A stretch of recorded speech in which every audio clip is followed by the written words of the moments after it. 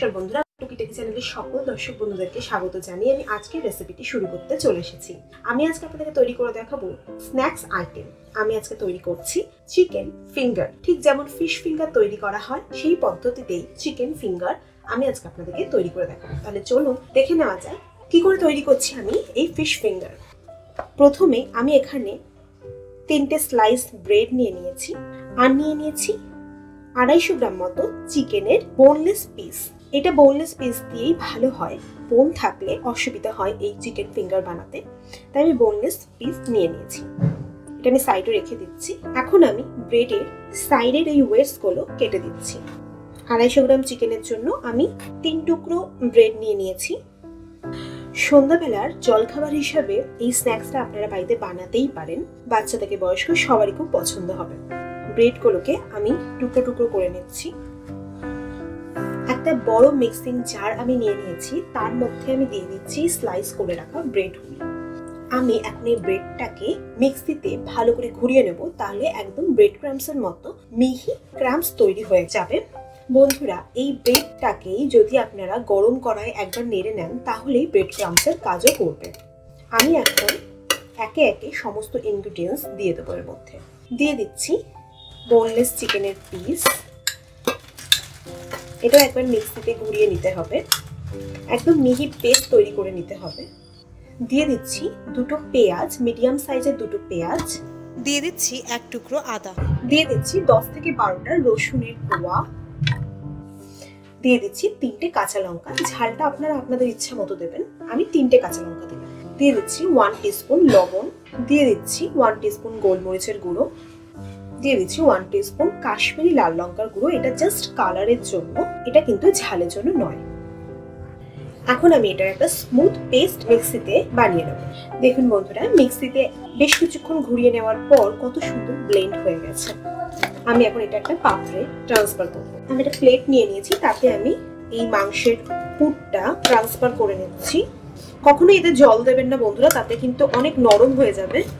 তাতে চিকেন ফিঙ্গারের যে শেপ তা দিতে আপনাদের সবার সমস্যা হবে, তার জন্য এতে জল একদমই ব্যবহার করবেন না। আমি এখন এই চিকেনের পেস্টটাকে খুব ভালো করে সামান্য একটু হাতে তেল নিলাম, তেল দিয়ে মেখে নেব। তেল দিয়ে আমার মাখা হয়ে গেছে। এখন আমি এটা ছোট ছোট বল তৈরি করে চিকেন ফিঙ্গারের শেপ দিয়ে নেব।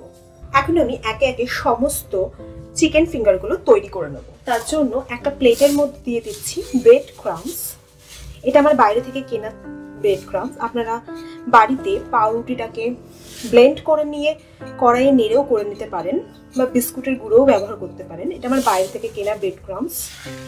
1 পিঞ্চ মতো লবণ আর 1 পিঞ্চ গোলমরিচের গুঁড়ো ভালো করে মাখিয়ে নিচ্ছি। গোলমরিচ আর লবণ দেওয়ার কারণ হলো যাতে কোটিংটাও একটুখানি লবণ লবণ টেস্ট হয় আর একটু ঝাল ঝাল টেস্ট হয়। আমি আরো একটা প্লেট নিয়ে নিচ্ছি, তাতে দিয়ে দিচ্ছি একটা ডিম ফাটিয়ে। ডিমের মধ্যে দিয়ে দিচ্ছি 1 পিঞ্চ মতো লবণ আর 1 পিঞ্চ গোলমরিচের গুঁড়ো। ভালো করে ডিমটাকে ফেটিয়ে নিচ্ছি। ভালো করে হাতটা পরিষ্কার করে নিয়েছি। আমি এখন চিকেন ফিঙ্গার তৈরি করব বলে অল্প অল্প করে নিয়ে নিচ্ছি আর লম্বা লম্বা শেপ দিয়ে নিচ্ছি। চিকেন ফিঙ্গার লম্বা লম্বা হয়।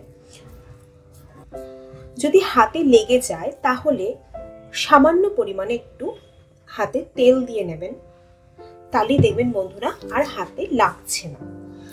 দেখুন কতটা স্মুথলি হয়ে যাচ্ছে চিকেন ফিঙ্গারগুলো তৈরি। আমি ফিঙ্গার্সগুলো আগে তৈরি করে নেব। ঠিক এই প্রসেসে আমি সমস্ত ফিঙ্গার্সগুলো তৈরি করে নেব। আমার চিকেন ফিঙ্গারগুলো গড়ে নেওয়া হয়ে গেছে। আমি এখন এগুলোকে একবার ব্রেড ক্রাম্পে কোট করে নেব। একবার ব্রেড ক্রাম্পসে কোট করে নিয়েছি, এখন ডিমের গোলার মধ্যে একবার দিয়ে দিলাম। আমি এটা ডাবল কোট বানাবো। আমি আরো একবার ব্রেড ক্রাম্পে কোট করে নিচ্ছি। ঠিক এমন ভাবে আমি বাকি সমস্ত চিকেন ফিঙ্গারগুলো রেডি করে নেব। বন্ধুরা, মনে রাখবেন এই চিকেন ফিঙ্গারসগুলিকে আপনারা 1 থেকে 1.5 মাস অবধি ফ্রিজে সংরক্ষণ করতে পারবেন। একটা এয়ারটাইট বক্সের মধ্যে রেখে দিলে আপনারা যখন খুশি বার করে গরম গরম তেলে ভেজে চায়ের সাথে বা স্ন্যাক্স হিসেবে ব্যবহার করতে পারেন। চিকেন ফিঙ্গারসগুলিকে ডুবো তেলে ভাজতে হবে। তেল গরম হয়ে গেছে। আমি গ্যাসটাকে লো টু মিডিয়াম রেখেছি, কারণ এটাকে খুব ধীরে ধীরে ভাজতে হবে, খুব আস্তে আস্তে ভেজে নিতে হবে। বেশি তাড়াতাড়ি ভাজা যাবে না। গ্যাসের ফ্লেমটাকে আস্তে দিয়ে একটু সময় নিয়ে নিয়ে ভাজতে হবে, যাতে চিকেনটাও সুসিদ্ধ হয়। আমার আজকের এই ভিডিওটি যদি আপনাদের ভালো লেগে থাকে তাহলে একটি লাইক করে দেওয়ার জন্য এবং আপনজনদের কাছে শেয়ার করে দেওয়ার জন্য অনুরোধ রইল।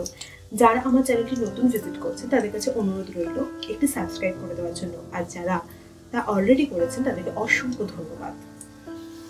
একদিক ভাজা হয়ে গেছে খুব ভালো করে, আমি উল্টে দিচ্ছি। আর একদিক দেখতেই পাচ্ছেন বন্ধুরা কত সুন্দর একটা কালার এসে গেছে। সমস্ত চিকেন ফিঙ্গারগুলি ভালো করে ভাজা হয়ে গেছে। আমি একবার আপনাদেরকে দেখিয়ে দিচ্ছি কত সুন্দর কালার এসেছে। দেখতেই পাচ্ছেন বন্ধুরা, পুরো দোকানের মতো রং এসেছে। আমি ভালো করে তেল থেকে ছেঁকে ছেঁকে ফিঙ্গারসগুলো তুলে নিচ্ছি। একটা কিচেন টিস্যুর উপর রেখে দিলাম। বাকি ফিঙ্গারসগুলোকেও আমি এমনভাবেই ভেজে নেব।